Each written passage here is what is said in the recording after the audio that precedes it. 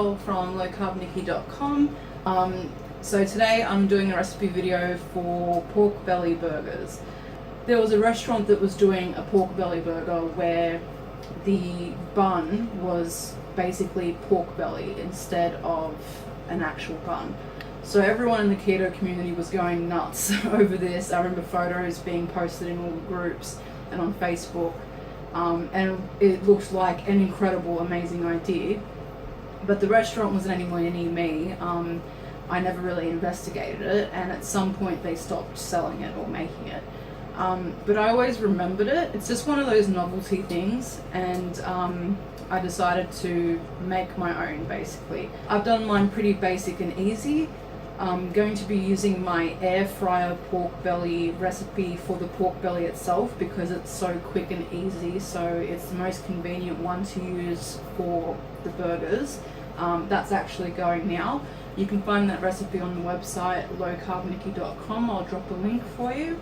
Alright guys, let's make these burgers. We're going to get the fillings for our pork belly burger ready. So I'm going to cut up I've got some red cabbage and I've got some green cabbage.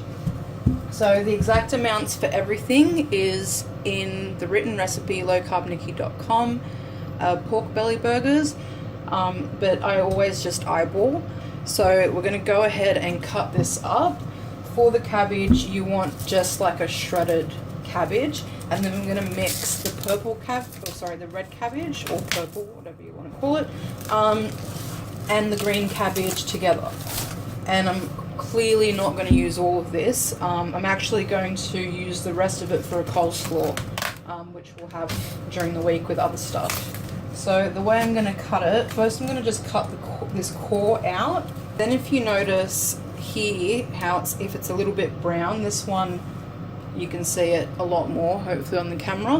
What I like to do is just do a thin slice just to get that off, and then you've got the nice fresh cabbage underneath. So you don't need much.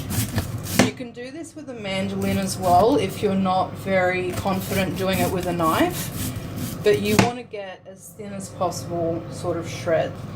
Okay, so I'll set this purple aside and I'll kind of break this up. Grab a bowl. Okay, so I'm going to put the shredded cabbage in here. I'm going to try and go for the thinner pieces, these sort of bigger, thicker bits. I'll set aside and use that for when I do the coleslaw. But yeah, you want it quite thin because then that way you can layer it better when you make the burgers up. And I want equal amounts pretty much of the red and the green. Okay, so I'll set that aside. Okay, so the rest of that purple one that I had already cut up, that's gone in a bigger bowl that I'll use for my coleslaw that I'm making. Always, I find that when you're cooking keto, because it can be a bit more on the expensive side, if you plan for the week, it makes more sense. So if I know I'm buying cabbage and I can only buy this small of an amount, but I'm only going to use a tiny bit, I can meal plan a different recipe that's going to use up the rest of that cabbage. So that way nothing's getting wasted and going in the bin. So yeah, that's way thinner, I think. Usually it's always thinner than the purple one.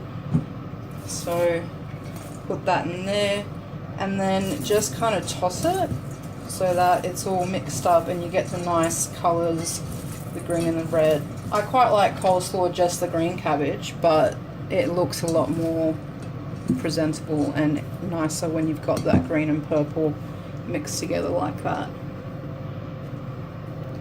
Okay, so I'm going to get the avocado ready now as well. So I've sliced it in half already that way, and you just kind of whack the knife into the seed, twist it, and it comes straight out. If you're not confident with a knife, maybe do it on the chopping board, not with it in your hand. Yeah, I'm pretty confident that I can do it with my hand. So, okay, so normally I wouldn't do this bit, but because it's got these black bits there, I'm just going to get those out first. Okay, and then with the spoon, what I do is I just put it kind of in between the flesh and the skin, and I just run it you sort of can feel it. You can feel the skin up against the spoon to judge where you need to go if you've never done this before, and it just literally all comes out in one piece like that. So I'm gonna set that back in there until it's ready to go on the burger, and do the same on this side. And then I'm going to take my knife, and with it in there, I mean you can take it out and slice it, but I just do it this way. I'm just going to do slices.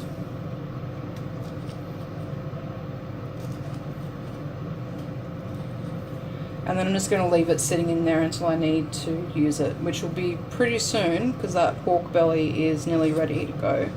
Okay guys, so we've got our cabbage done, we've got our avocado done and ready. I've set them aside.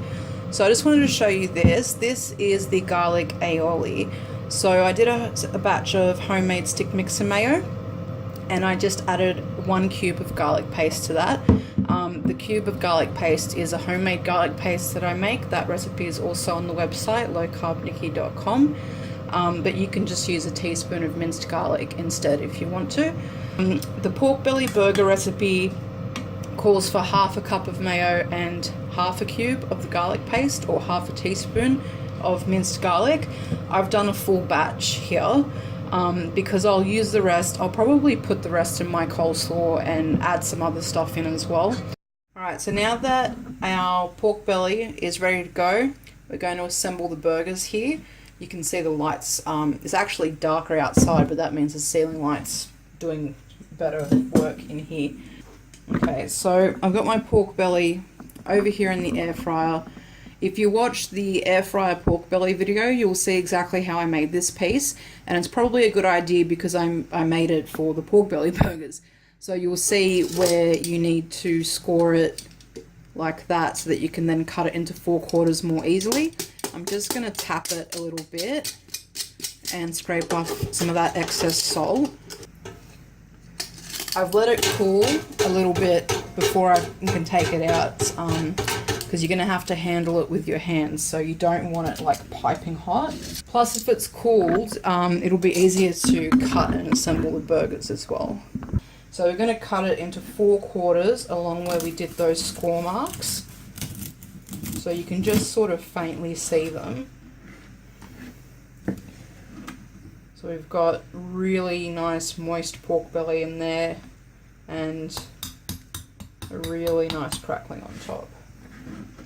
So like I said, you're not going to be able to eat this like your regular burger, just biting into it. The crackling is going to be too tough. It'll look really impressive and it'll taste really awesome, but yeah, don't expect to eat it like an actual burger. So you've got your 4/4, you're going to turn it on its side there, and you want to cut it in half like that basically to make 2 sort of bread slices, I guess. This is what's going to serve as the bread for your burger. And the crackling, of course, is going to be the top piece. You might get some pieces thicker than others.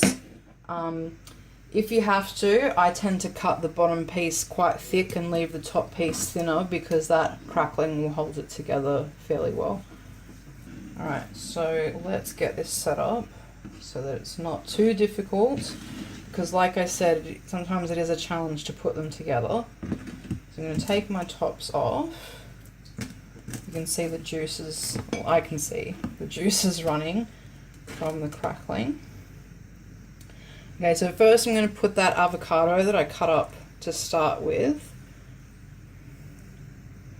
Don't overdo it, because if you try to make it sort of perfect, it'll fall apart too easily. Just go rustic. I think the recipe actually says half an avocado for all of them, but this avocado, I had to take a little bit of it out because it had black bits. So I might use the whole one. Actually, I think the whole one might be too much, but yeah. So we've got a little bit less than a whole avocado I've used there, but yeah, you really only need half, especially since we're going to be putting more stuff on there. Right, so next we've got our red and green cabbage that we mixed together, and you're going to put just kind of like try and use your fingers to, you know, like bunch it together so it sits as well as possible, and just sit it down on there. Like I said, they're gonna fall apart when you eat them. They won't stay together. But yeah, it'll look good. It'll taste awesome. Again, with the cabbage, don't overdo it because the tops won't stay on if you put too much of it on. So you can see I cut up quite a lot of cabbage compared to what I've actually put on there. But yeah, so then we're going to finish it with our aioli. And using a homemade mayo is especially a good idea because it's going to be nice and thick, and that thickness is going to help hold the cabbage and the top part of the burger together so that it doesn't just slide off. So you're going to put about a tablespoon on each one.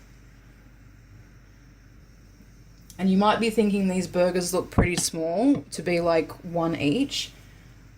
But remember, it's pork belly. Then you've got avocado on there, which granted it's you know, high in vitamins and fiber and all that, but it's also high in fat content, and then the mayo is certainly high in fat content. So you've got really high calories. It's not going to take much to fill you up. But I mean, you could always do more salad or something on the side. That would definitely be an option, or you could vary the fillings up. Okay, so then we're going to put the tops on and kind of gently push down just to kind of stick it all together.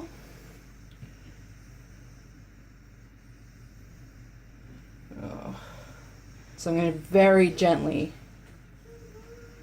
pick these up and put them on my serving tray.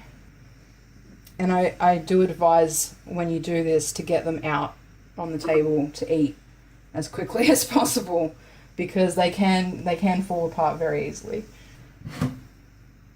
Okay, and there we go. Completed pork belly burgers.